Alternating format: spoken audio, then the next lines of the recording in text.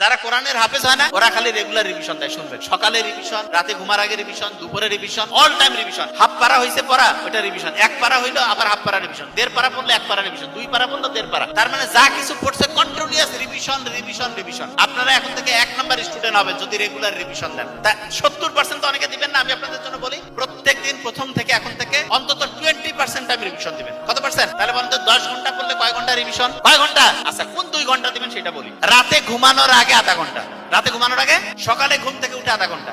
সকালে ঘুম থেকে উঠে বলো তো, রাতে ঘুমানোর আগে সকালে ঘুম থেকে উঠে, ওই সময় কিন্তু দুইটা ফ্রিকোয়েন্সি বা আলফা এবং থিটা, আলফা থিটা, ওই সময় পড়া ভালো রিজার্ভ হবে। তাহলে আমি প্রথম যে কথাটা বলছিলাম, দুইটা সুইচ বন্ধ করতে বলছিল না?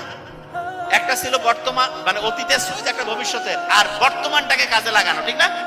যখন পড়তে বসবেন কয় মিনিট পড়তে বসার টার্গেট নিয়ে বসবেন? 1 মিনিট। কয় মিনিট? ব্রেনের জন্য সবচেয়ে সেরা খাবার কি? মধু। শক্তি লাগতেছে না, একটা স্যালাইন খাইলেন, আর কি খাবেন?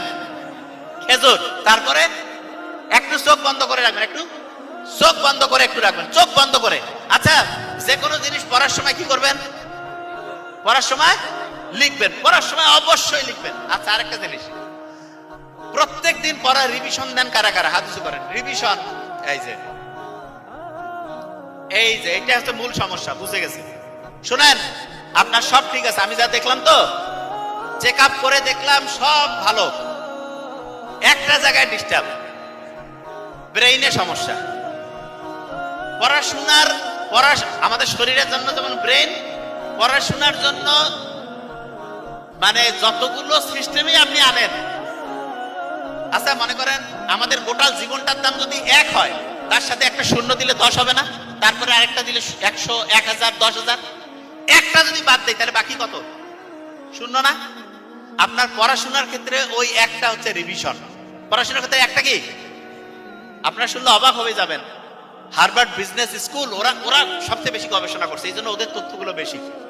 ওরা বলছে যে একটা স্টুডেন্টের 100% যে পড়ার টাইম, তার মধ্যে 70% টাইম, ওরা বলছে মূলত 80%, কিন্তু আমি এটা বলি 70 থেকে 80% টাইম হচ্ছে রিভিশন।